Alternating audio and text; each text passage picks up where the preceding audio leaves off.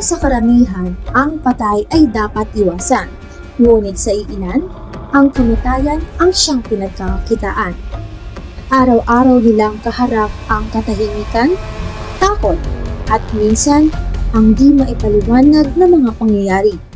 Sa tuwing sasapit ang undas, may mga taong bihasa sa pakikisalamuha sa kababalaghan bilang parte ng kanilang hanap buhay. Hindi lang sila tagapaghanda ng labi, sila rin ay tagapagbigay ng huling dangal sa mga yumao. Ngayon, kilalanin at alamin natin ang kwento ng mga embalsamador na halos kalahati ng buhay ay ginugol sa piling ng mga patay. Ito si R.C. Beltran, nakatira sa Sorsogon, isang lisensyadong embalmer na halos 2 taon na sa industriya. Sa kanyang pakisalamuha sa mga patay, hindi na bago sa kanya ang mga kwentong kababalaghan. That time, early 90s, ginagawa namin yung pag-iembasa mo sa bahay mismo ng patay. At bago namin gawin na pag-iembasa mo, tinatanong mo na namin yung pamilya kung paano ito namatay. At ang sabi, binangungot ito. Sa kalagitnaan ng proseso, bigla na siyang dumilat, pagkaiwas sa leg niya, kaya napatas talaga kami.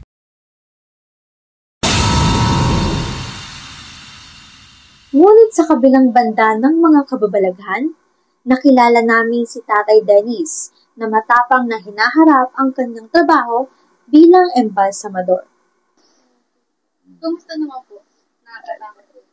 Di ka una, siyempre, first time, mga kakabahan ka, medyo may takot. Pero kung pag nasanay ka na, bali wala na. Lalo na mga pag-wife, minsan naka enkwentro ng one day old na baby. Siyempre nahawa rin ako kasi baby ako. Sinabihan ko yung mga kamag-anak na, Ma'am, angil pa to, bakit nyo ipapa-imbalsa mo? Kaya nyo ba tusukin ko yan? Sabi, hindi, kailangan kasi makita ng tatay niya na nasa abroad, gusto makita. Kaya napilitan ako ng trabahoin siya. Ano po ba kayo kakaiba or kababalaghan po habang nag-i-embalsa? Ako, bilang embalsamador ng halos 10 taon eh. Wala naman ako na kasi halos, minsan, kukunin ko yung patay, pabibiling ko ng mga damit. Siyempre, dyan lang muna siya, di siya gagalawin. Hanggat wala yung pamilya. Minsan matagal yung pamilya, minsan nakakatulog na ako, nandiyan patay, nandito na ako sa tabi, sa gilid eh. Wala na naman, tapos umuwi ako ng madaling araw. Wala naman ako nararamdaman. Next po, paano niyo po hinaharap yung mga ganun po? Siyempre, sa kagustuhan din kumita, kaya napipilitan tayo ng ganun trabaho. Diba? Kasi hindi naman yun lang ang alam natin eh. Kailangan meron ka pang ibang... Minsan, mahina yung hanap patay. Kasi, yun ang trabaho eh, hanap patay. Kailangan magkaroon ka uli ng iba pang alam na trabaho habang walang customer. Kasi on-call kami ron eh. Pag may patay, tawag. Pag wala, trabaho ko lang gusto mo. Para sa kanya, bawat labi ay may kwento. Ang bawat kilos ay dapat may paggalang. Sapagkat sa kamay niya, muling nagkakaroon ng anyo ang dignidad ng mga yumao.